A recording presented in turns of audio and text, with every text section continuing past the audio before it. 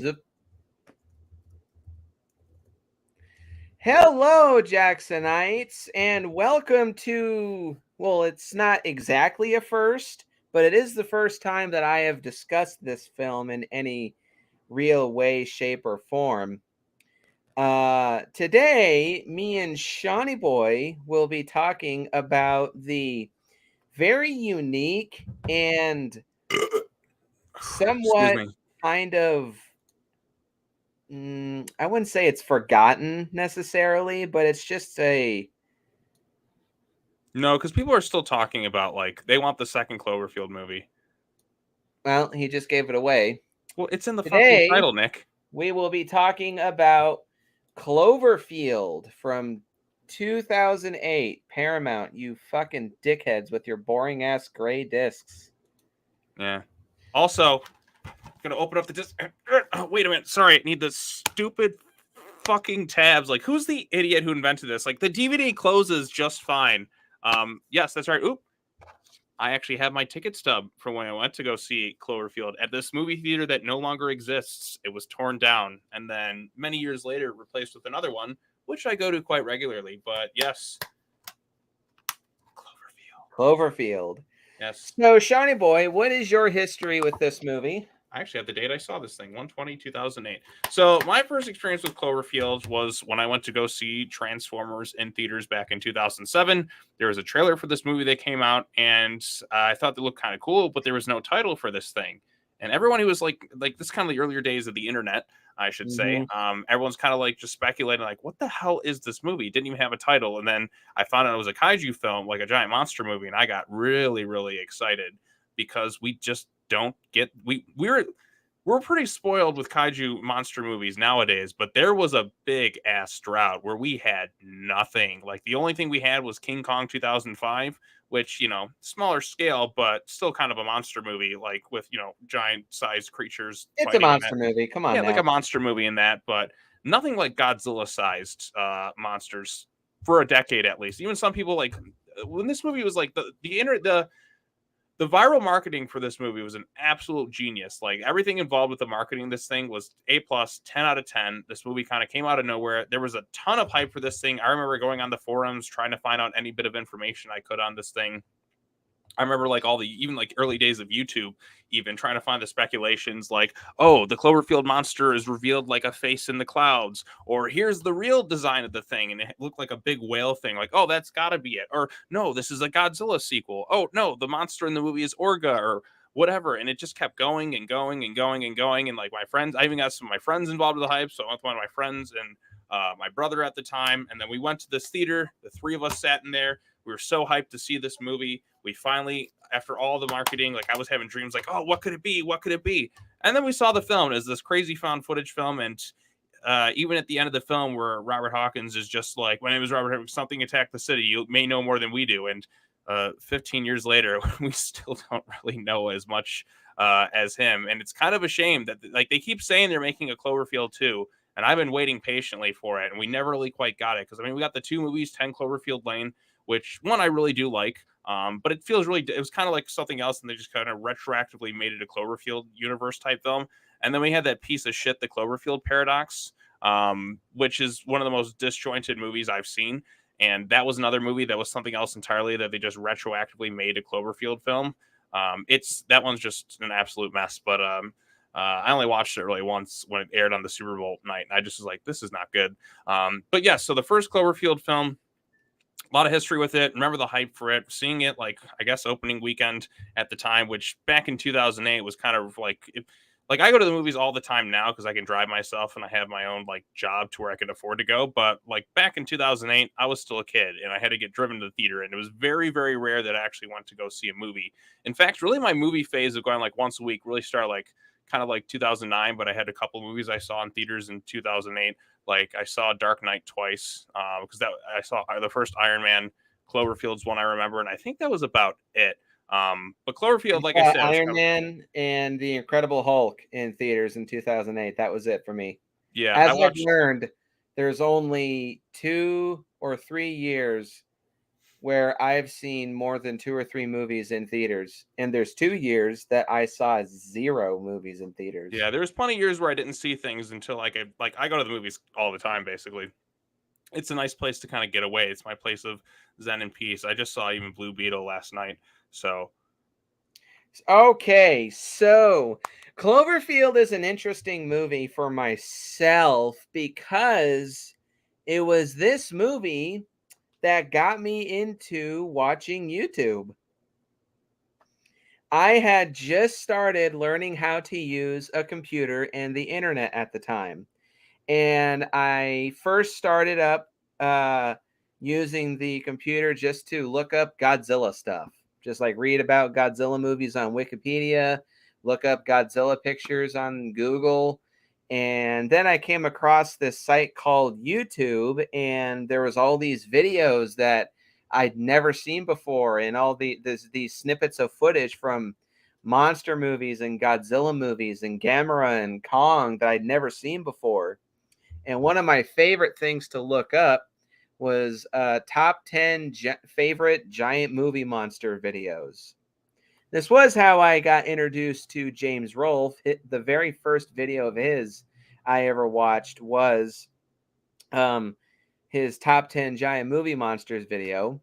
I've seen that one too.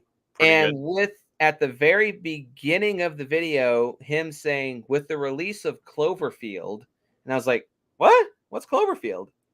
Then I came across another video about their favorite top 10 top 10 favorite giant movie monsters. I don't remember the channel name. I think it's long since been deleted because, oh my fucking God, this movie's 15 years old. Number 7 or 8 on this person's list was the Cloverfield monster. And that's how I discovered that Cloverfield, because I had never heard of this movie before that. And this was around 2008 when I first started using the internet. So I was like wondering, what the hell's Cloverfield?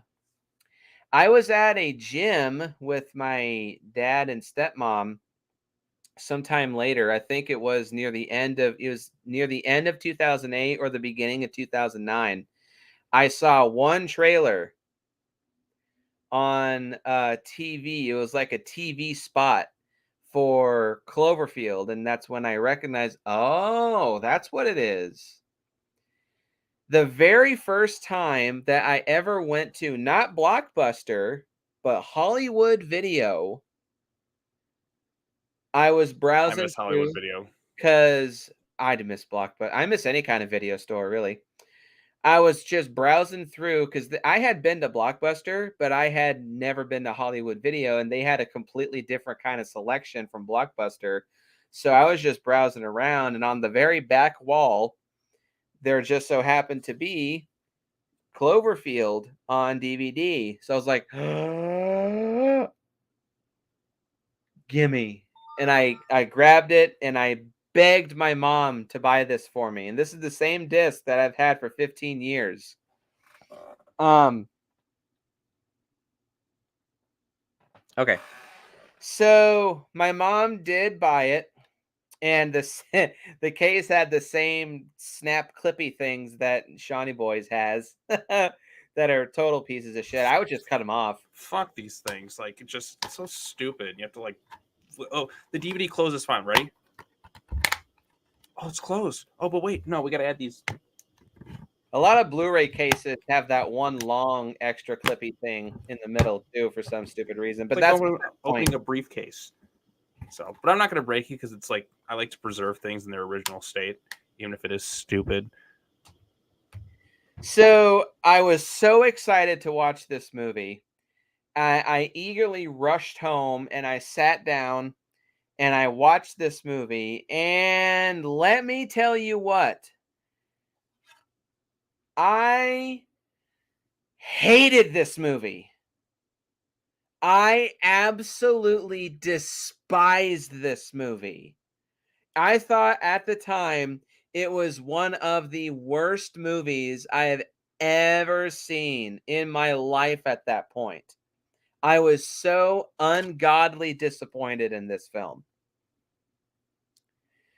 And it's for one reason.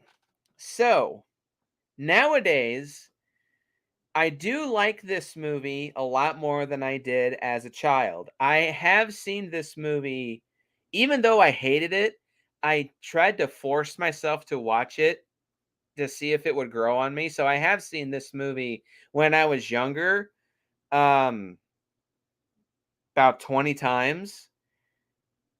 But between the years of, I think, 2010 and 2016 or so, I think it was after 10 Cloverfield Lane came out, I was like, oh, Cloverfield.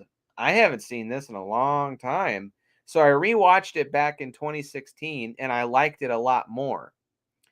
And last night was the first time I'd rewatched this since 2016. And I hated this movie as a kid for one main reason. It's a found footage movie. At the time, I did not know what found footage was. This was before I saw Paranormal Activity. This was before I saw Blair Witch Project or The Gallows or any other found footage movie that I like, even Lost Tapes. I did not understand the concept of found footage at the time, and that's why I absolutely hated this film. And I was also expecting to see a lot more of the monster in the movie. And with the monster having what, not even 5 minutes of screen time in the entire movie, I was unbelievably disappointed in this film. And so now, 15 years later, I can say that I appreciate Cloverfield for what it is. It's a very unique, one of a kind monster movie. No other monster movie has come close to being made like this, in my opinion. At least none that I can think of off the top of my head. Um, there's aspects of this movie that I like, but I'm not the biggest fan of this movie. I know this kind of has its own niche cult following amongst not even just monster movie fans, but especially found footage fans. I'm a found footage fan myself, as I've stated before. Hi, honey. I love you. Um, I lost track. I like Paranormal Activity, Lost Tapes, and shit like that. And You were a fan of that. and Meadow likes a fan of a haunted house, especially watching somebody take a shit in ashes. That movie's not good, but it's stupid funny. The teddy bear. How could someone so cute be so stink? What about the movie Chronicle? I've never seen Chronicle. I've heard kind of mixed opinions on that. The 25th, the most recent Blair Witch movie is the only movie I ever felt physically sick leaving the theater because of the found footage element. Oh, I have seen Blair Witch Project too. I didn't love that movie. The Adam Wingard one I'm talking about, just called Blair Witch. The third one. Yeah, I know. I've Oh. seen the original from 1999. I've Mm. never seen the 2016 version. But oh, thanks. Oh, nobody brings me drinks. Then get yourself one. I came prepared. I have two right behind me. It's okay. If I get thirsty, I'll just drink my own piss because it's sterile and I like the taste. That's the conversation for a different day. So, You ever what see is Dodgeball? your initial thoughts on Cloverfield and the found footage genre as a whole? Well, with the original Cloverfield, like I liked it when it first came out.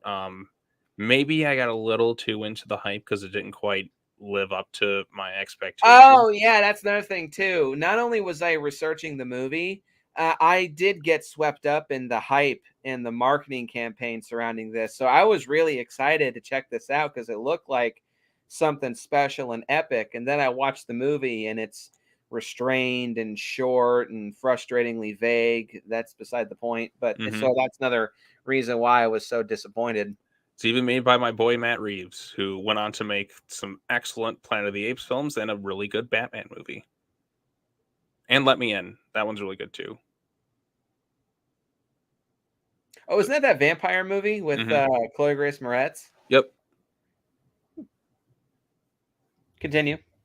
Yeah, so like I said, got sucked up in the hype for this thing, and there's like I said, I got to see a giant monster, and like there was something kind of special about it because nowadays, really, once Pacific Rim came out, we've kind of gotten like giant monster creature feature stuff. We've been in a golden age for the past 10 years. Because like before that, we just had Cloverfield, and then maybe Yep. was it Clash of the Titans because of the Kraken, if that counts. But other I than wouldn't that, count it, no. And yeah, Seanie Boy is right. Like we stated in our 2014 video, this was the one break that we got in that giant 10-year hiatus of the kaiju drought. It's kind of similar. I mean, this movie's way better than this, but Gamera Super Monster was the one break between Terror of Mechagodzilla and The Return of Godzilla.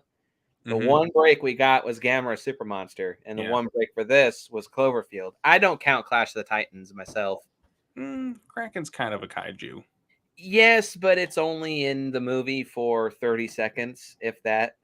But still like the giant monster bit. Like the closest that we have to it is kind of that element.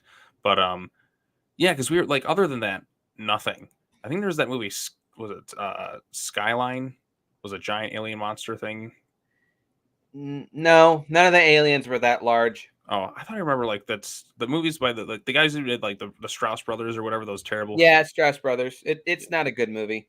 No, they don't make good movies. They're good VFX artists, but not good at directing. AVP Oh. Requiem is like to me the worst like theatrically released film I've ever seen.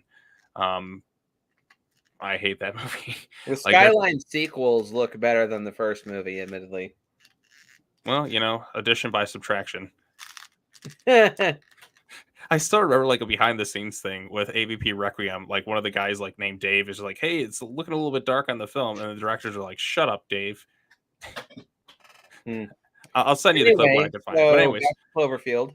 yeah. So like I said, I got kind of caught up in the hype for this thing, and I really, really like I said, it was so rare to get a giant monster movie here. Now, like I said, as we've established, we're plenty spoiled now, but I would willing to take any bit of like monster movie crumbs that I could possibly get because we got nothing. So I was happy to see it. I got the DVD like when it first came out. And fun fact too, there's literally secret stuff within the DVD too, which is kind of cool. So if you go to the scene selections, you just kind of hold it there for like a minute or two. An additional thing kind of pops up with hidden features. Yeah, I know the Blu-ray for this movie also. It's got, I think it's called a Blu-ray interactive mode or something Right, that but reveals a lot more backstory and lore behind certain points of the film. mhm, I don't have the Blu-ray. I just have the DVD. I'd like yeah. to check that out though. I don't know how expensive it is. Well, like I Um, said, if you like go to the DVD, you go to you click on the scene selection, you just let it just sit there for about like a minute or so. A 17th scene kind of pops up, and then there's like newsreels, there's some viral marketing stuff, and then there's some weird Slusho ad campaigns.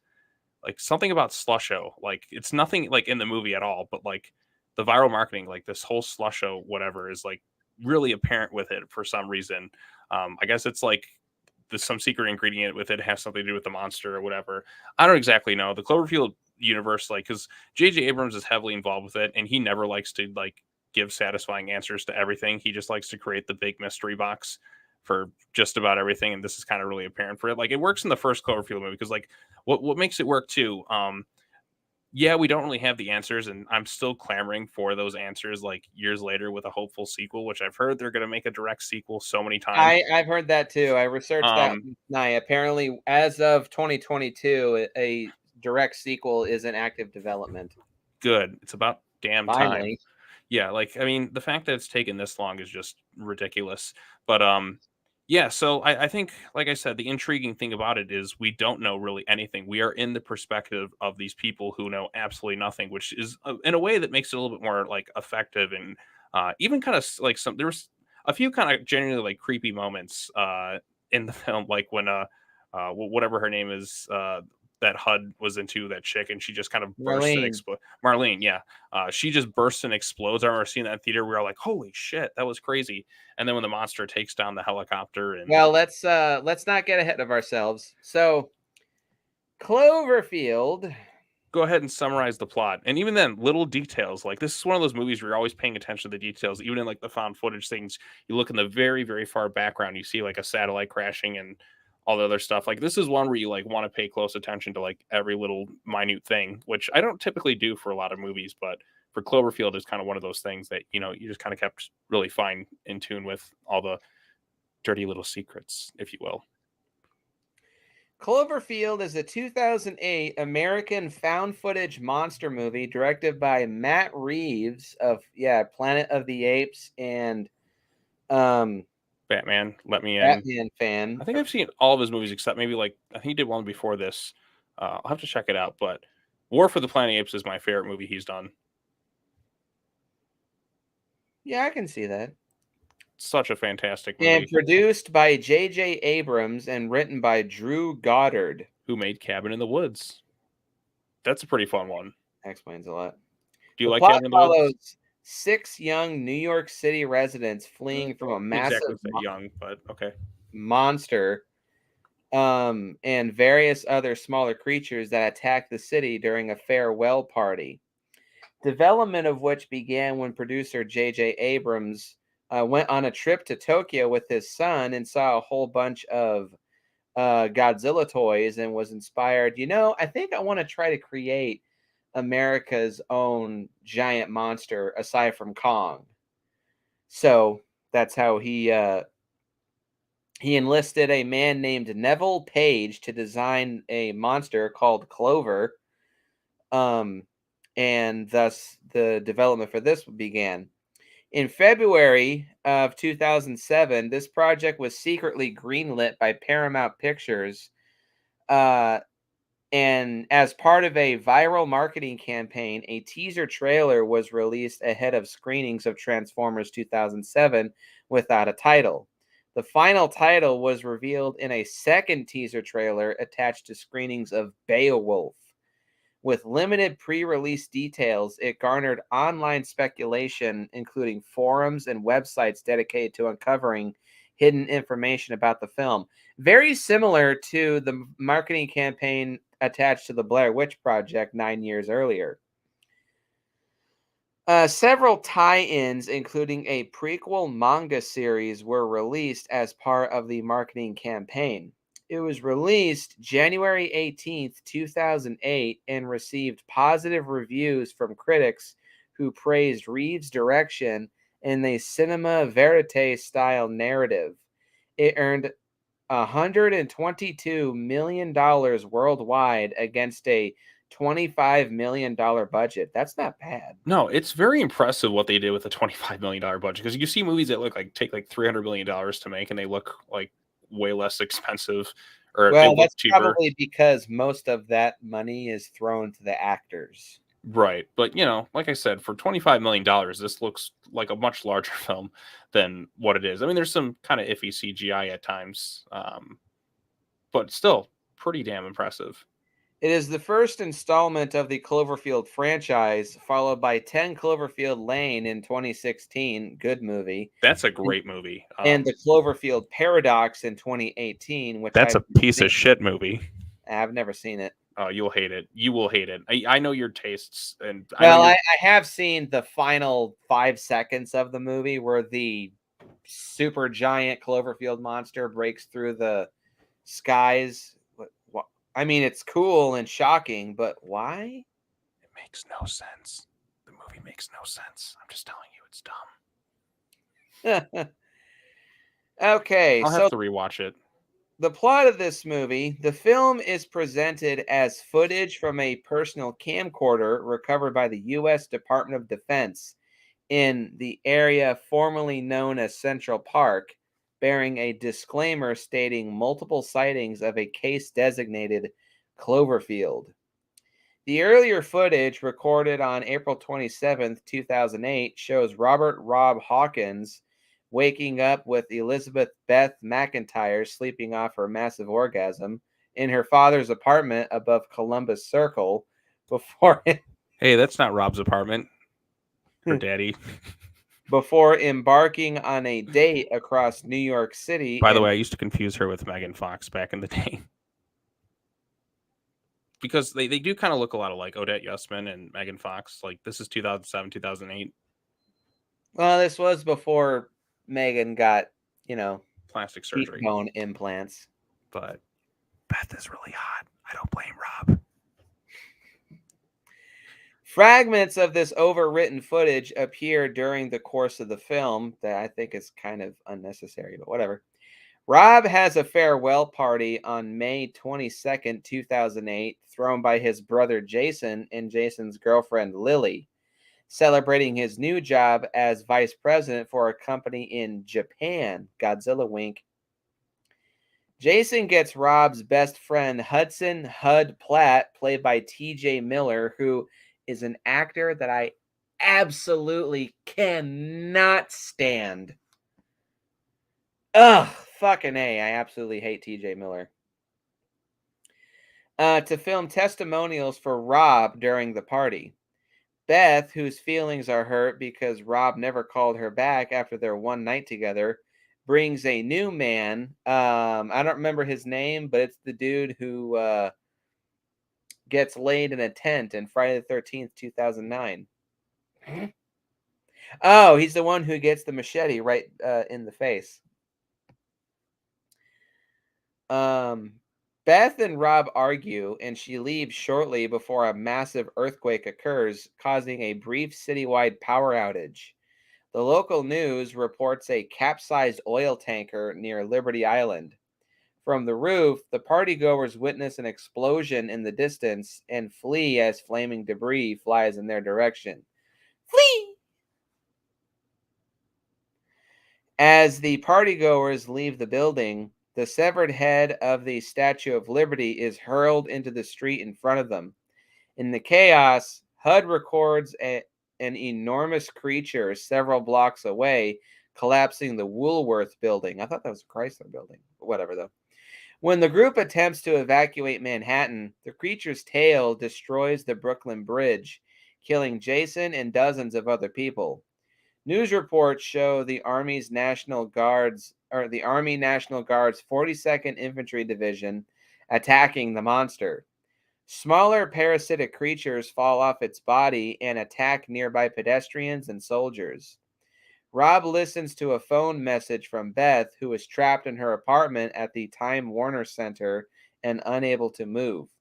Rob, followed by HUD, Lily, and HUD's crush Marlena Diamond, played by the V drug addict from True Blood, venture into Midtown Manhattan to rescue her. They find themselves in a battle between the creature and military, run into the subway, and are attacked by several of the parasites. While saving HUD, Marlena is bitten by one of the creatures. The four escape the subway and enter an underground mall where she begins to feel unwell. They are found by soldiers and taken to a command center nearby. When Marlena begins bleeding from her eyes, she is forcibly taken to a field hospital and explodes. Rob, still intending on saving Beth, persuades one of the military commanders to let him go. He is informed when the last evacuation helicopter will depart before the military executes its hammer down protocol, which will destroy Manhattan in its entirety in order to kill the monster. The surviving group travel to Beth's apartment building to discover it is leaning on a neighboring skyscraper. After crossing roofs from the other building, the group finds Beth impaled on exposed rebar. They free her, tearing her from the piece of rebar. Ugh. There's some pretty violent stuff for a PG-13 movie, like because they don't necessarily show things, and then you feel the effectiveness of it all. We'll get to that. They free her. Also, the one boyfriend's name was Travis, where he's just like, "Have fun tonight, Travis." Yeah, I know his name, but I don't remember his character's name from Friday the 13th. Oh, yeah, because he was the one who's like, "I'm not going out there with a boner," when he's hooking up with the one chick in the tent. You're not getting any until you go out there.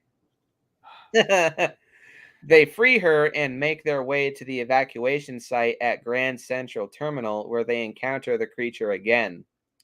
Lily is first rushed into a departing Marine Corps helicopter to escape before the terminal is destroyed. Lily being played by the nurse chick from Evil Dead 2013. Fun fact. Moments later, Rob, Beth, and Hud are taken away in a second helicopter and witness the creature being bombed. The bombing causes the creature to fall and success is assumed, but then it lunges out of the smoke, hitting the second helicopter and causing it to crash in Central Park, killing all the occupants except Rob, Beth, and Hud. 15 minutes before the hammer down protocol is to commence, the trio regain consciousness and attempt to flee. Hud turns back to retrieve the camera when the creature suddenly appears and kills him. Rob and Beth grab the camera and take shelter under an arc as sirens blare and the bombing starts. Rob and Beth each provide their last testimony of the day's events. The bridge begins to crumble, and the camera is knocked out of Rob's hand and is buried beneath rubble. Rob and Beth proclaim their love for each other just as the bomb explodes, the camera freezing up before the footage cuts. The film ends with the finale of Rob and Beth's trip to Coney Island a month earlier. Unseen by them, an indiscernible object falls from the sky and into the ocean. Just before the camera cuts out, Beth states, "I had a good day." After the credits, a voice can be heard saying, voiced by Matt Reeves himself, "Help us." When played in reverse, it says, "It's still alive." Cut to black. That's the end of the movie. Seanie Boy, how about this plot? It's a pretty straightforward kind of plot. I just think the interesting thing is the hook of the found footage elements of putting us into the perspective of this attack as it's happening. And I kind of like that. I mean, it really kind of stands out on its own amongst the kaiju filmmaking genre because really none have really kind of taken this approach outside of Cloverfield, at least to my knowledge. And I think that's kind of what makes it feel fresh and unique amongst a crop of other monster movies. Even rewatching it today, I'm like, man, I was kind of like flashing back to the moments I was in the theater and seeing it for the first time. And I think being in the perspective of these people in this found footage thing, I think makes it a bit more interesting and kind of a little bit more scary in a lot of ways that you don't really know what the hell is going on in this thing. You're in the same position as the characters. So I like the approach to it. I think it's unique, and I like Matt Reeves as a filmmaker. I think he tackled this in an interesting and kind of original way, and I want to see more. I don't think the next movie should be found footage. I think the Please found footage no. it Please works for this one. no. I think because you kind of already did everything you can with this concept in the first movie. You could kind of like do like the normal film, but kind of mesh with what happened in the found footage in a way. I think that could be kind of a cool thing. Like you can actually see them like filming, like Hud the cameraman, filming like we do flashback sequences or that. But I don't know. Like I said, I think the plot is interesting enough. Like it's very straightforward. It's standard, but I think the way it's filmed and the take on it is fresh enough to kind of make it. Like I said, it's a simple plot, but I think the approach to it in the filmmaking makes it more interesting. So if that makes sense. I agree with a lot of what Sean says. It is a simple plot. I actually think it's kind of a bit of a bare bones plot. Yeah, like I mean, there's not much Because else to it. It's just we're in. you literally what you see literally is what you get with this movie. Mhm. And that is both unique, intriguing, and interesting. But at the same time, I also think it's kind of limited, restrained, and a bit frustrating, honestly, Right, because right. I'd be the same. I'm in the same boat with it. I'm going to elaborate on this later. But one of my biggest problems with this movie is now I understand the intent of the viewers are in the exact same position as the characters in the movie. All of a sudden, out of nowhere, there's this giant monster that's attacking with no answers whatsoever. That's part of the intrigue and part of the found footage element. But because we're in the character's shoes, we know as much as they do, which is jack diddly shit. And that's kind of frustrating. Mhm. But as a monster movie, even outside of that, while there's parts of it that I think are very admirable, I don't think this is the strongest monster movie ever made. It has some snippets of like good monster action, and obviously there's some good shots of the monster, but if you're one of those people that likes these big epic bombastic monster movies like Godzilla King of the Monsters 2019, or hell, Godzilla versus Kong, or Godzilla Final Wars, or something like that, you'll hate this movie. But because I am a found footage fan and I'm also a monster movie fan, I do somewhat enjoy this movie. But at the end of the day, I think just the plot is a bit too bare bones for its own good, if that makes sense. Mm-hmm. So, with all that being said, how many pros you got? Shit, I kind of wrote down a few. 1, 2, 3, 4, like 5. Maybe I'll add in more or not, I but had 7. you have 7?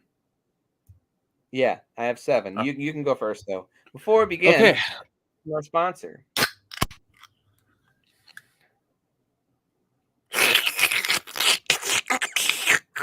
Sadly, I still have no donuts.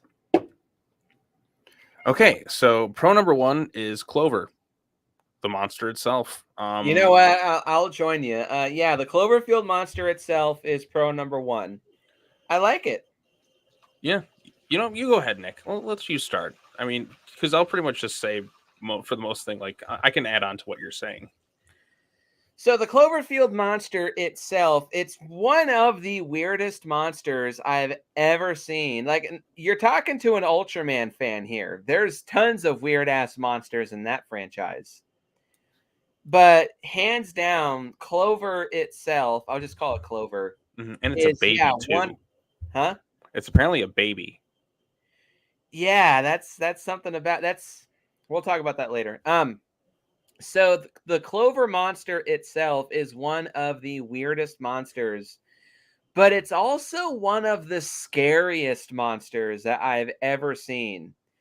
Because its design, this was probably intentional. It probably looks so weird and so otherworldly that adds to its creep factor. Like, Mm-hmm. there's really so the female Muto in Godzilla 2014, as we stated in our review of Godzilla 2014, does look kind of similar to this monster, but this thing is still original enough to truly stand on its own as being one of the weirdest monsters I've ever seen. I'm sure that was intentional.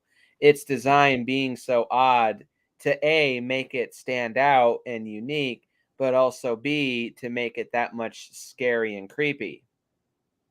And yeah, supposedly this monster is at its current size a baby, which is nuts.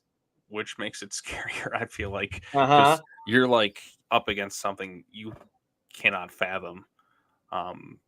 It's like dealing with Unicron and Transformers. It's just like the adult was probably just so massive. I mean, we kind of see something in that Cloverfield Paradox movie, but it's so out of nowhere random. And I'm like, I don't know. I don't really like monsters being that big. I still kind of like a reasonable like size to them.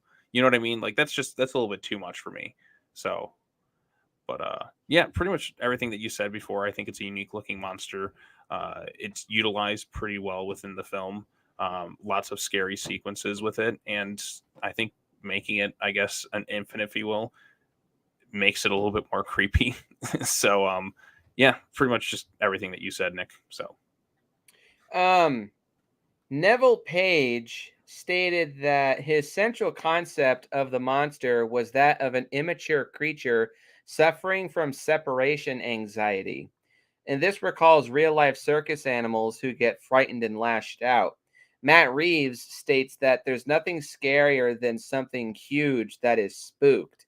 And having that in mind, and the snippets that we do see the Clover monster in this movie, that does explain why it's acting the way that it's acting. It's in a completely alien environment that it's never been in before. And it's screeching and roaring and lashing out in a violent manner because it's a giant scared animal. And that does, yeah, make it look and appear to be very terrifying, in my opinion. Um, it's a very simple monster, like not in design, but it's just a giant animal. It's a weird ass looking giant animal, but it is still a giant animal monster. So it's very simple, but sometimes less is more, and that can be appreciated here. I think the fact that it has such a weird, whack ass, creepy design makes up for the fact that it is such a simple monster. Um, so I have to say, I do want to see more of this thing I do too. so badly. And then there is the prequel Kishin manga to this movie, I've and never actually read it. Have you? no, but I've seen snippets of it, and I've read I've listened to a review of it, and that's kind of interesting. But I think it's kind of it's like up in the air on whether or not it's canon to this movie. But you do see a little more of the monster in that movie, and it does have a kind of a creepy ending where the monster in that manga dies, but then the last panel of the manga you see a bunch of giant eggs underwater. So that kind of leaves the reader with this haunting feeling of, oh God, that was just one. There's more. We're screwed. Yep. Someone call Godzilla. Godzilla would wipe this thing off the face of the earth in its current state. Key word in its current state. The Right. paradox version, I think it'd be screwed. But then again, depends on the Ultraman. Godzilla. Could be Godzilla Earth. I think I have a better chance at destroying. Gotta go with the correct version. So, anything else? in terms of pros? Yeah. Well, I mean, for the monster. This one kind of goes into the monster, but the tiny go little. ahead. So the next thing, speaking of monsters, it's the tiny creatures that are like parasitic things that kind of spawn from the Cloverfield monster. So not only is the New York City dealing with this giant ass monster that's causing all this havoc, it also has these weird parasitic creatures that kind of like are on top of this thing that like fall down from it and like kill different people. I mean, look at what it did to the one chick. Like the infection was so bad that their bodies literally like exploded. That alone is very a terrifying feeling. The fact that not only have to deal with this monster, but you have to deal with these little parasite things that you will die within minutes of being infected by them. And they're hunting you in the subway, and they're tiny, and they're just there to destroy. Those things are just fucking crazy, man. So they make for some effective scares. They have some interesting looking designs. The parasitic angle of them, just where you get infected and you just die within minutes by exploding. I mean, that to me is scarier than the actual creature, because those things are tiny and they can be lurking kind of anywhere. Yeah, like I said, those tiny little parasitic things. So more creature carnage. So they made for some pretty effective sequences. That's a pro that I have. But to talk about those real quick, I don't have a dedicated pro. I'll just call them parasites. But the parasites do definitely add to this movie's creep factor. And it also is an appreciative like clue to the origin of the monster. It's a giant sea monster, because these little parasites are equivalent to like giant sea louse or the sea lice that we see in Pacific Rim. Or Godzilla 85. That too, yeah. They have a very unique and freaky ass design, and that fucking sound that they make, the sound. It's a little funny, but seeing these little bastards and then hearing that kind of makes my skin crawl. And also I'm afraid of bugs and crustaceans, and these are like crustaceans on steroids. Yeah, these little bastards will tear you up. So I like them too.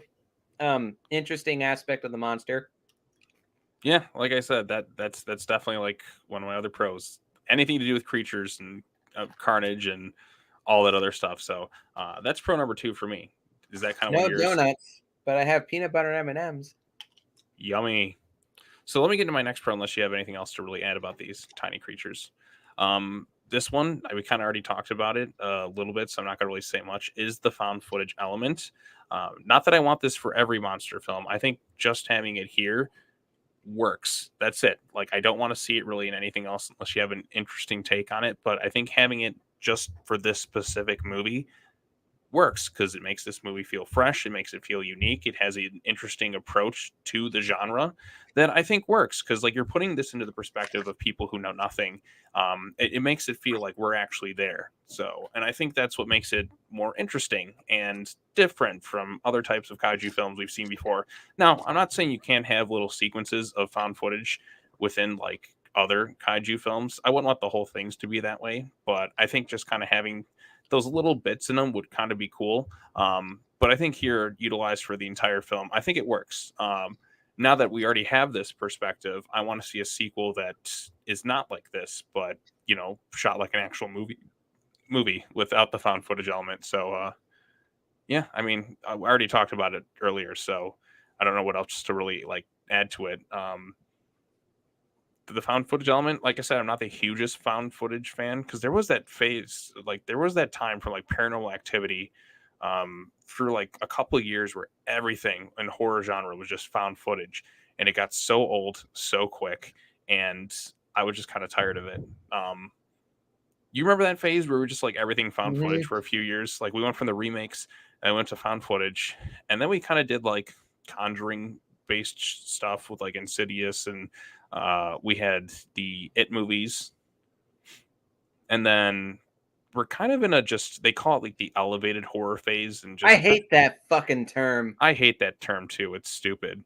We're just in a whatever. My horror movie is better because it's deep and it handles a lot more social issues. It's Horror not movies just have dumb always fun. done that. Fuck you. Horror And movies yes, have always horror done has always done that. right. That's just the pretentiousness coming out. So I hate pretentiousness. Like when you're like super pretentious, unless it's kind of like in a trolly kind of funny way, I just can't stand it. But yeah, like I said, the found footage phase, like it came and went. I don't know if it's going to make a comeback anytime soon. Maybe in like a decade or so, when it feels like we've kind of been removed from it for a while, you'll see a found footage film kind of come out. But yeah, there was that like weird phase for like 5-6 years where everything felt like it was found footage. It's like, oh, new found footage horror film. We have VHS. We have Paranormal Activity. We have what's that movie, Quarantine, which is just a remake of Wreck or something. We had that, or As Above, So Below, Chronicle, and I do various. want to see I want to see the VHS movies. I've only seen the first one. I didn't think it was that great, but The only segment that freaked me out was the one girl where she's just like, "I like you," and she had the creepy eyes and all that. oh, Siren. The siren or the succubus or whatever the hell they call it. That short got expanded into its own entire movie. It was called Siren. Oh, I never knew that. Did you see it? No, I just know of it. Oh, but that Anyway, short was good. my favorite piece of found footage media is not Cloverfield. It's Lost Tapes. It's an That's a fun show. That's a great show. That scared the shit out of me as a kid.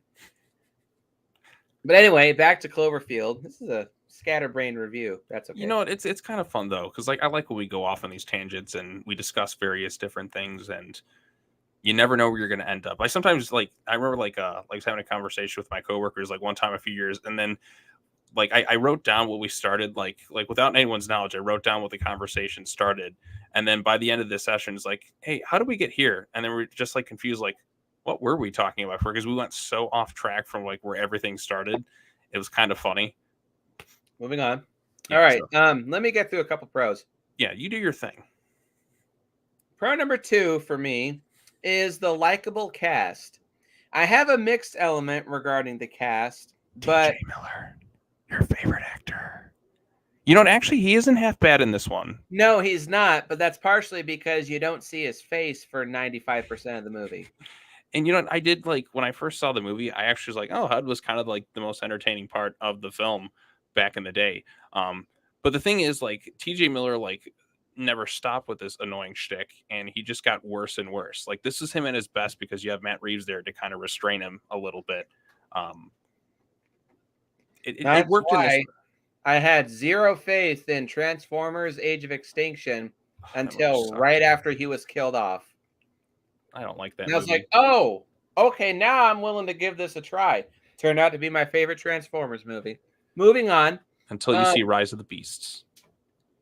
No, that one looks really good, but still, I so far, that's my favorite. Well, I said until you see that one. That'll be your favorite. Okay. I do like most of the characters. Yeah, HUD. I hate TJ Miller, but he is entertaining. There are times where he's kind of the guy who says the worst thing at the worst possible time, namely in the subway. But I don't mind him as much in this. He has his moments when he's kind of funny.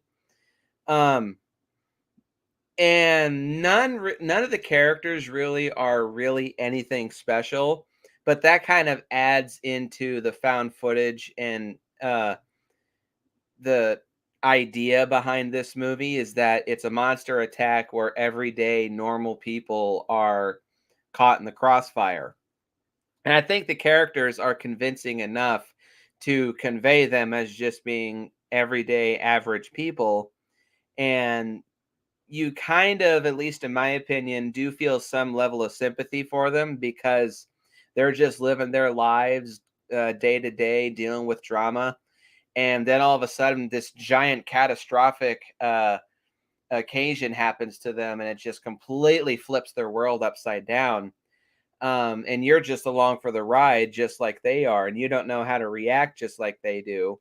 And they're convincing enough to like have all those emotions go through you. You're surprised, you're scared, you're confused, you're excited, you're hurt, you're hopeful, and then you're just despondent. Um, so yeah, I like the characters enough. Um, I have a mixed element regarding them, but for the most part, I think they're likable. That's how I describe them. They're likable enough. Yeah, and like I said, there's some funny bits with them too. The part where HUD just goes around telling That is everybody, because I need to talk about something. Otherwise, I'm probably going to shit my pants in this stairwell. or when he goes and tells everyone, like, "Hey, did you know Rob and Beth had sex?" There's a few funny Kinda lines in mean, this movie so I too, feel personally attacked. where he's just like, "Have fun tonight, Travis," or when Beth is like, "What is that thing? That's a terrible thing." That was funny too. Yeah, it's Right. another thing that's also terrible. Right. You know what I think it is? I think it's because the natural situational kind of humor improv. I think that's what made it work. With the comedy, it felt very natural and situational, not kind of forced jokes like when T.J. Miller was in Transformers: Age of Extinction, and he just was not funny at all. So, No, or but yeah, Deadpool. or Deadpool. Like I said, I think he works in this one, or Ready Player One. I haven't seen that yet, so and I don't plan to, so I don't care. Anyway, You literally have Mechagodzilla in the movie, though. yeah, I don't care. You have King Kong. You have the Iron Giant. Hi, Vic. Anyway, pro number 3 is the great realism. Similar to Godzilla 2014 too. I like how this is probably of all kaiju films, this is probably the number one most realistic depiction of a giant monster attack on a city. Um, a big part of that is the found footage element of how the characters are just caught in the crossfire. They know as little information as the audience does. Just little snippets of information from the news and radio reports and such, and like little snippets from the military too. But the how do I explain this more? Oh yeah, so when buildings are destroyed, there's a shit ton of dust that spreads all over the place. When buildings collapse, there's not as much fire or explosions as you might think. It's when the monster tears its ass through a building, it just there's a lot of debris and dust, and then it just collapses. There's not really any explosions or fire. Um, Although you do see a fair bit of explosions, namely when the monster is bombed. Um, and that's really all I can think of. Oh, one thing that I do like about this too, this isn't necessarily a bit of realism, but the reason why the parasites were introduced, it wasn't just as a clue to give to the audience where the monster comes from, but it was also the filmmaker's way of having some kind of interaction between the humans and the monster, because they thought it would be unrealistic to have some kind of interaction between a monster that's 250 feet tall compared to a human that's 6 feet tall. That's why the parasites were introduced. And I think that is a clever way to have some kind of vicarious connection between the monsters and humans. This isn't my favorite depiction of realism for monster movies. That's definitely 2014. But I do oddly like this more than Shin Godzilla, because I think this movie's a bit more entertaining than that. Big words, I know, but I don't care. Well, you know what? I mean, this one's an effective film. I still like Shin Godzilla. Like the Godzilla stuff is pretty cool, but there's Beside the point. There's too many damn boardroom scenes that Casual. just get. I get the commentary behind it, but my God, it just goes on and on and on and on to the point where it kind of becomes comedic, which I get that's kind of the point, but it's just, yeah. Outside of Soggy Needles guy, overall, yeah, I like the realism showcase in this movie. It's very convincing. It's very well done, very well thought out. And for a fraction of a second, when I first saw this movie, I did think we were seeing real, legit footage of a real monster attack. But then I remembered, oh yeah, it's just a movie. Shit. But hey, commendable. It got me for as long as it did. yeah, I mean, it's that like I said, that kind of realism, that found footage scene that made it feel like it was kind of real, spooky. Next pro. I'm gonna go with the effective tension in the film. That's my next pro. It's the good creep factor and the suspense. Yeah, go ahead, Nick. I'll just add to you because you're doing really well explaining things, and I can just say, yeah, I agree with that, or if I can add anything else. Actually, no, you can take it away because I'll probably agree too. Okay. Yeah, so I think the movie is very effective in terms of its what am I saying? Tension and suspense throughout the whole thing. Because, like I said, just a normal party, and then kaboom, you're just thrust in this otherworldly situation with this giant monster that shows up. You have no idea what's going on. You have the effective scares where they're in the tunnels and those little creatures. You have the woman who just explodes at one point. The elevator, they're on the helicopter. Like, you cannot escape Going the city. from building to building. Ugh. Yeah, like like I think the found footage thing, like the sense of scale in it too, like it feels much more grounded. You really feel in that perspective, which makes it, I think, all the more terrifying. You're just walking and like, oh shit, that thing is looking straight at me. I can feel it, and I need to get the hell out of here. And even to the very end, when they're kind of caught up in that whole situation, and ultimately we're kind of left ambiguous with their fate. I think, like I said, like it was scary enough throughout. Like when I first saw it, like I definitely had some creep factors to it. A lot of things I didn't see coming, like when they're on the bridge, like, hey, look out, look out, like what's that? Oh shit. Like, and like I said, there's some really effective intense sequences throughout when the military is kind of involved. I think putting in that human perspective, like really kind of puts you in that environment and makes you feel like you're really there. And I think, like I said, I think that kind of adds to it. Something that you don't quite get in a lot of other monster movies with it. So I think, like I said, it was a unique approach, and I was like on the edge of my seat for the entire movie up until the very end, per se. But we'll get into that when we get to the cons. I do think it is incredibly difficult to make a giant monster movie a legit horror film. But I think this is the closest that you can come to actually making a giant horror monster movie. And that's commendable. So let me talk about my pro. So yeah, the good creep factor and suspense. The creep factor comes from two things. One is, like Sean said, the found footage element of these characters being thrust into unexpectedly this alien situation that they've never prepared for in their lives to deal with. And also, when you see the monster and you see how weird and gangly it is, you're just like, what the fuck is this? What the hell is going on? What is happening here?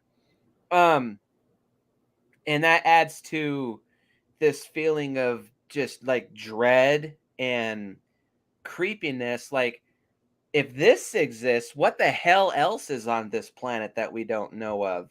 What the hell else is going on in the world that we don't know about? Where did this come from? And this is a baby? So what do its parents look like? You know, that's actually going to go into my next pro, Nick, too, which is the mystique and the mystery and the unknown kind of this film. Hold on, let me finish. I'm about finished. And then the suspense comes into like Seanie Boy was saying, with the being trapped in these buildings, and then you see the monster and you can feel it staring right at you. That's a really freaky ass sensation, because no matter how fast you run, this is a 250-foot tall monster. No matter what, Huh? I said I had nightmares as a kid of like giant monsters like looking at me like that. Like, I mean, like I know you're not the hugest fan of this one, but like War of the Gargantuas, the Green Gargantua, I used to have nightmares of that as a kid, where I'd be like somewhere like trying to hide in my house, and it would like break, like its giant hand would come through and like try and grab me and like eat me and kill me in the dream. So like I kind of had that little like perspective while watching the movie. I'm like, oh yeah, this reminds me of some nightmares I've had. A little bit different, but yep, freaky. And I think at some point everybody is afraid of heights, or is at least afraid of falling. So that scene when the characters are trying to get to Beth, when they're going from one building to the other, just the sight of this building leaning against another, you're just like, oh no, you gotta climb that? Hell no.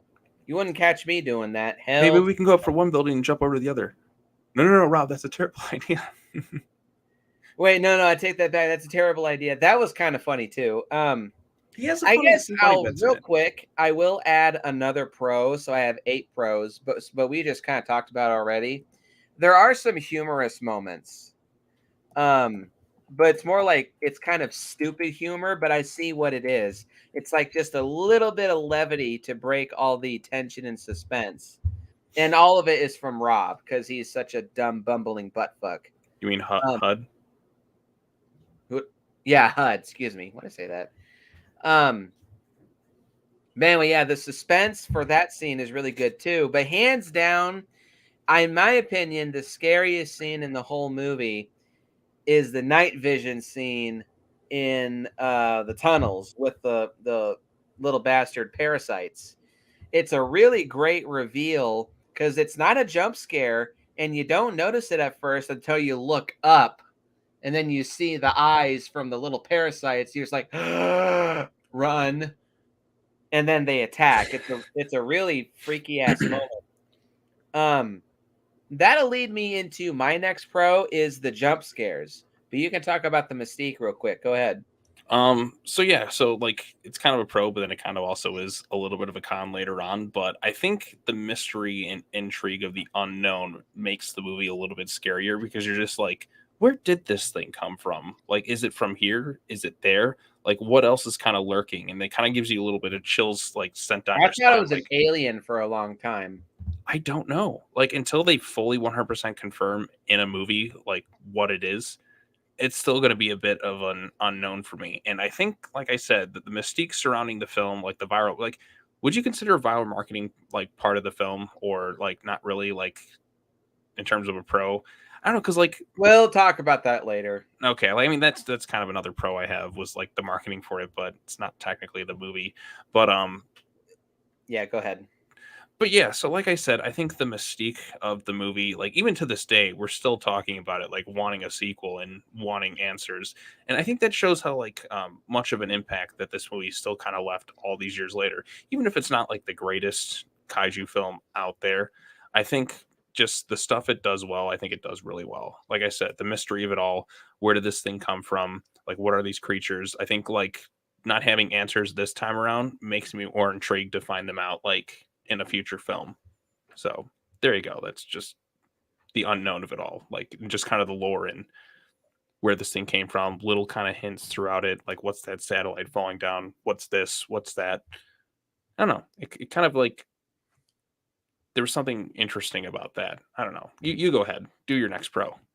You kind of get what I'm saying, right? I gotcha. So I do think this movie has some pretty good, effective jump scares. Honestly, some of the most effective jump scares in any movie, horror or otherwise. Um, let's see. There's the monster as it smashes its tail through the bridge. I didn't see that coming the first time I saw this movie, and that was I kind of like jumped back in my seat. 'Cause I was like, "Damn!" There is once again, of course, the tunnel sequence. That's a really effective jump scare because you don't expect to see something, but then you remember, oh shit, the parasites, and then lo and behold, there they are, and you're just like, oh fuck, run, run, run, run. Um, let's see. I do consider when the military fights the monster in the streets, like when you first get the most up close look of the monster's face in the movie, I consider that to be a jump scare. And that definitely gets your heart racing, and you're just like, "Oh fuck, what the hell?" Um, and then the last two jump scares I can think of. Well, the second one's not really a jump scare, but it kind of is a moment that makes you shit your pants. But when the monster is bombed and then it jumps out of the smoke and lunges at the helicopter, that's a really effective moment. That And got me then back in the when day. huh? That got me back in the day. And then when the monster kills Hud, it's the best look of the monster you see in the whole movie. But when it looks down, it gives Hud this like piercing gaze. You're just like, oh, what's gonna happen here? And then Also, it just lunges down and eats him. Like, what the how the hell did he not hear that thing? who knows? But that's beside the point. Yeah, this movie will definitely make you shit your pants a couple times if you're not expecting any of these jump scares. And they're quite effective, horror movie or otherwise. Some of the best jump scares. You can consider this a little bit of a horror movie, I think. Sure, yeah. Continue. I don't know. I feel like I've kind of covered pretty much every pro that I got. I mean, you already talked about the cast, and I think they're pretty good for the most part. The monster, the creatures, the found footage element, the suspense, the mystique surrounding it. Um, I wouldn't say the action. I mean, there's little bits of it that we kind of get, but not really enough to really consider it a pro. Nah, But it's just standard giant creature rampaging and destroying buildings. We've seen this hundreds of times at this But point. there are some memorable iconic bits, like the Statue of Liberty's like head rolling down the street, like that. Sure. Like, I mean, this poster, like something has found us. Like this poster still sticks with me to this Mhm. day. I think it's one of the best posters like you could have done. Like, cause it's like, shit, what the hell happened to the Statue of Liberty? Like that line, something has found us. Like that's just like, ooh, that's kind of creepy. Like, what's really going on here? Um, I like that. I like that. But yeah, I don't think I really have any more pros. I think we kind of already covered like all of it. I mean, I could say some of the effects look good, but then some of them are like because of the lower budget don't look as good, but I don't know. Pro number 7 is this movie is quite violent for a PG-13 movie. That's And that is would the be another pro. specialty of Matt Reeves. Even back then, was this his no, this wasn't his directorial debut, right? No, he did some other thing beforehand. Let me take a look. Okay, but I do think this was pretty early in Reeves's film career. And he's very good at making very intense PG-13 films. Two other examples, of course, War for the Planet of the Apes. I do think that movie should have been R-rated, in my opinion, but it is Cloverfield's the second movie. He did huh? another movie called The Pallbearer, which is like a romantic comedy. Huh. It stars Gwyneth Paltrow and David Schwimmer. Ew. It's kind of weird. Doesn't have Moving his on. strongest reviews, but it's like his first movie. He did kind of like another like little thing beforehand, but really Cloverfield's like his first breakout movie, like 12 years later in 2008. But anyway, so yeah, he's very good at doing so War for the Planet of the Apes is a pretty intense PG-13 movie. You see a gorilla get shot in the head at one point, for Christ's sake. The Batman, I mean, Jesus. And then the other one being the Batman. I also think that movie should have been rated R, but it does work with it being as intense and violent as it is, just being PG-13. And Honestly, this the movie, focus in the Batman is something that really kind of sticks with me. Like sometimes things would be out of focus, and you can kind of like your imagination does the rest. Like when the Riddler like beats the hell out of that guy, and like he straps that device, and I'm like, what the hell is going on here? So it's similar here, stuff happens with the violence in this movie. You do see a fair bit of bloodshed, especially when Marlene dies. She just literally fucking explodes blood all over a wall. that was Um, awesome. there's some creature carnage with the parasites, like that one bit, that one dead parasite that's just covered and slathered in yellow slime. That's a pretty gnarly sight. Marlene's bite wound on her shoulder looks gnarly and gross, and already looks infected when they're inspecting her bite wound. And when Hud gets bitten in half by the monster, there's a fair bit of blood from that scene too, and it's quite shocking. Also, when Beth is impaled through the shoulder by that piece of rebar, like you see the wound, you can see blood, but the sound effect when she's yanked off that piece of rebar, it's very visceral and very slimy and gnarly. Like it just sounds like that hurt. The actress's scream of pain also helps sell that scene too. Um, like, yeah, this movie does a good job. Like, it gives you a snippet of violence, and then you yourself fill in the rest with your imagination, and that is effective in this movie, for the most part. Uh, and my final pro, I think the special effects in this movie are great. A lot of them do look good, but there's Not some of my favorite special effects in any monster movie, but for a $25 million budget movie, the effects are great in my opinion. right for 25 million. It looks pretty damn good. The only bit of practical effects that we do see is that one dead parasite and Marlene's bite wound and when she starts bleeding. But it's good practical effects, even as little of it as we do see. It's still well detailed and gooey and gross. But the rest of the effects, there's green screen shots, there's composite shots. The monster is all CGI. And had this been a normal cinematic style movie, I mean, I still think the monster would look fine, but you can still tell, like, oh, yeah, that's fully CGI. But because it's a found footage movie, that probably does help in hiding the fact that the monster is CGI, and that like it it's a good way of utilizing less is more. We barely see the monster, but we can funnel more money into making those snippets of the monster that we see look really good. But thankfully, especially at the very end when Hud is killed, when the monster is fully on screen, it looks great, in my opinion.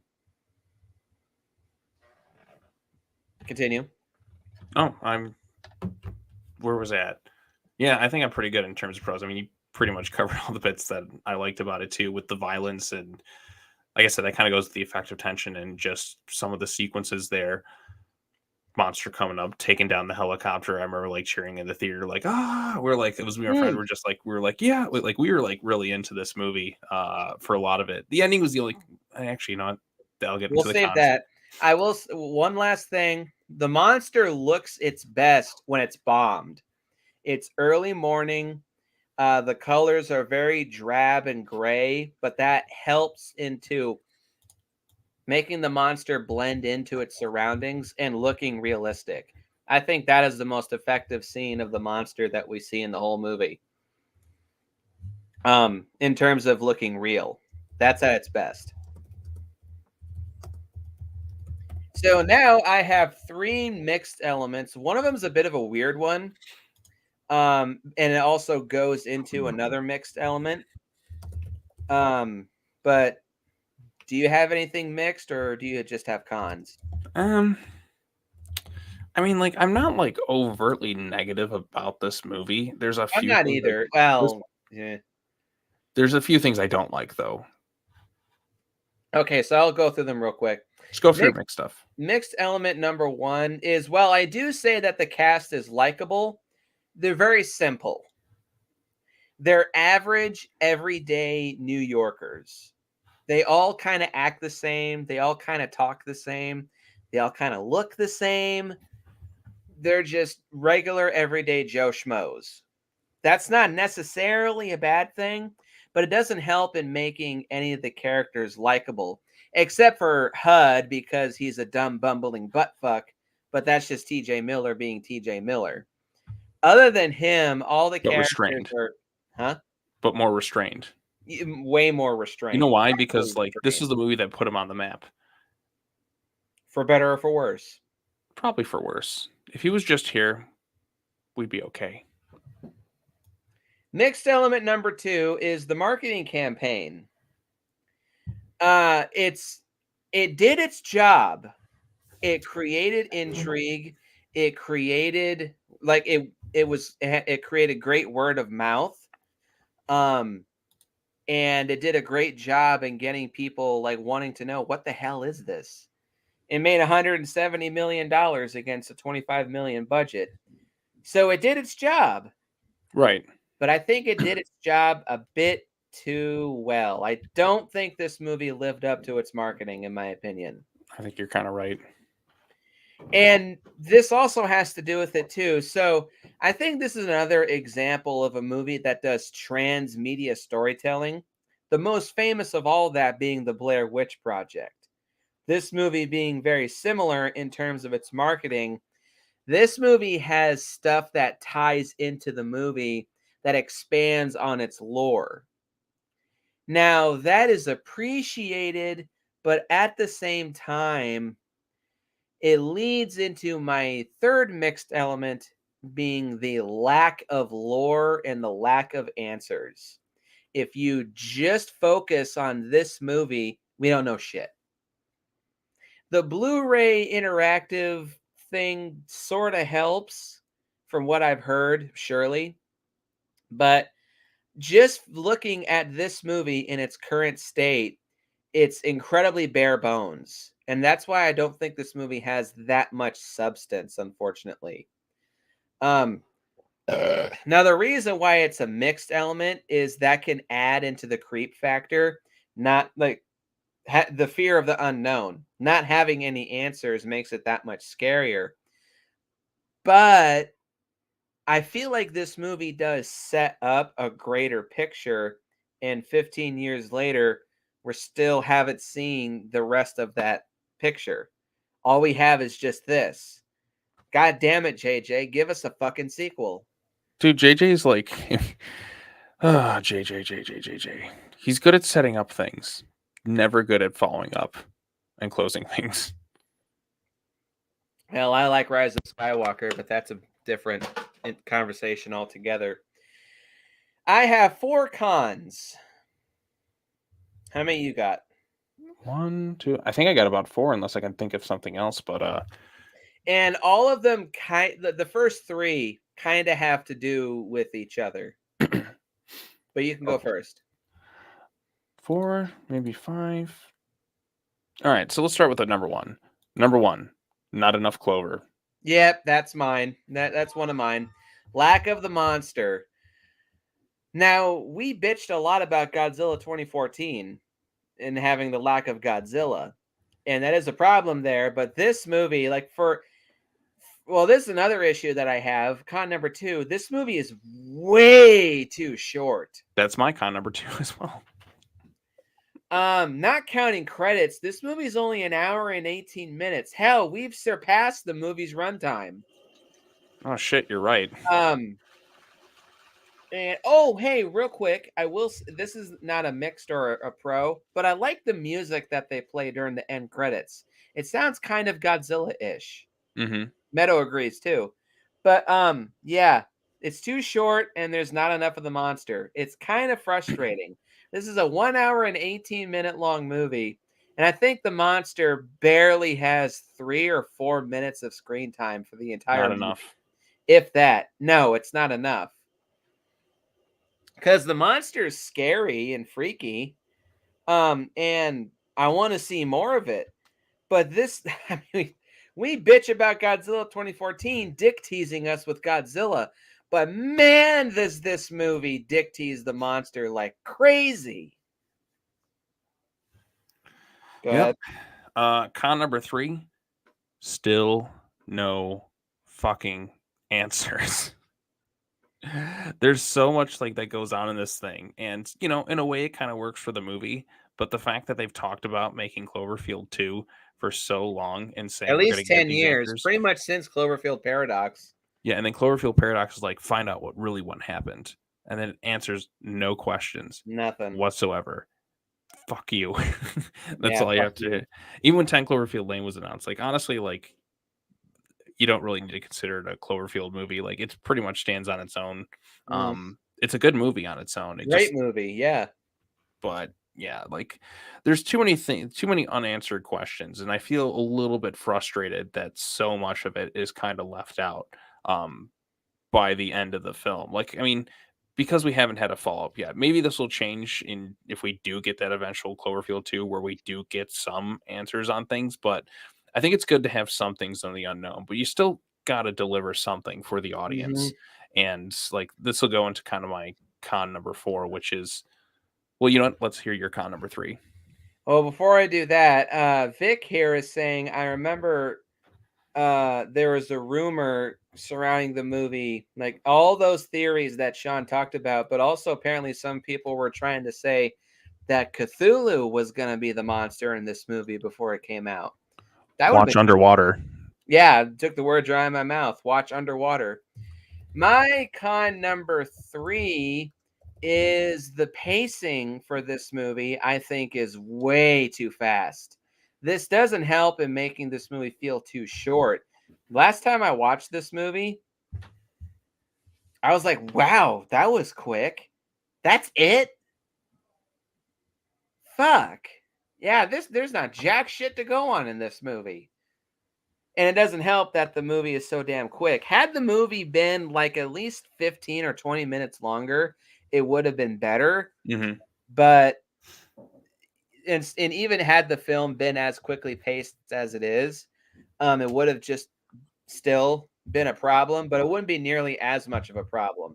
As it currently stands, this feels like a 45-minute watch.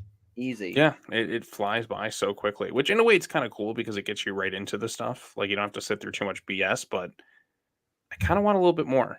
I mean, that's kind of Mhm. like that went into my another like still no answers. Like it leaves you really wanting more by the end of it because you don't feel like you've fully been satisfied. Your con number 3? Well, Oh, lack of answers. yeah, so that kind of leads into that. Like it leaves you wanting more. It just that this kind of goes to number 4, and this is kind of my biggest issue with the thing. I don't like the ending to this movie. I don't either. It's bleak. It's Yeah, it's bleak and it's incredibly vague and ambiguous. there you go. That's exactly, and like after all that hype, like this is kind of the best you could do. I That's want it? Fuck you. and it's not like I don't hate darker endings in movies. They can be done very well. I mean, you and I both love the ending to The Mist. Yeah, but also with this too, it's so abrupt. Yeah, it's too abrupt. Agreed. Yeah, it's just like a big explosion, cut to black. I guess it's anticlimactic, also like the Blair Witch Project. But at least Blair Witch Project, it's haunting the way that Mhm. it just ends. Here, it's unsatisfying. Mhm. That's kind of been my biggest gripe with the Fuck movie. Even when I you. saw it, like it's a little too unsatisfying. Very underwhelming with the way it ends. Okay, that's all I have to say about this movie. Same Um, here. So, final thoughts on Cloverfield? Cloverfield gets a 7 out of 10 for me. I think that's Me about. too. We're like This is a very rare occurrence where we're like on the exact same wavelength. And it's kind of a weak 7 now that I think about it. It has a unique premise, of course, That's where I'm at. It's a weak 7. and it kind of that premise itself carries a lot of this movie because it's so unique. But looking past the premise, it's just a bare bones movie. Mm-hmm. Transmedia storytelling sure can enhance it somewhat, but looking at the movie solely on its own, it's kind of just an average monster movie with some very weak elements, unfortunately. Mm-hmm.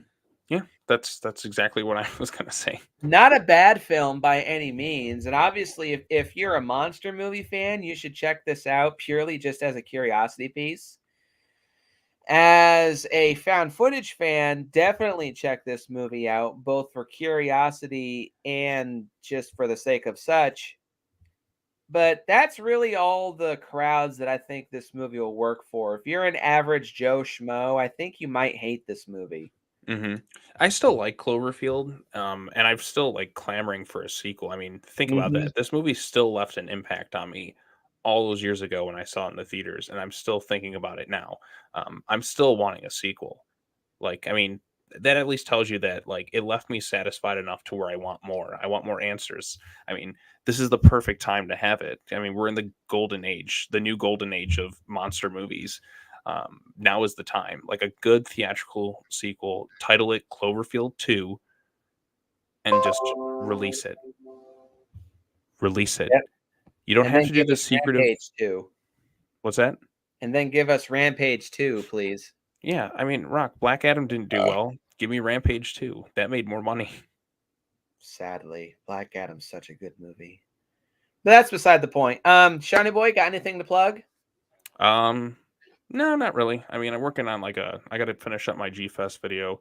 I got another little like solicitation comic book video, which I'll just post tomorrow. But other than that, really not much else at the moment.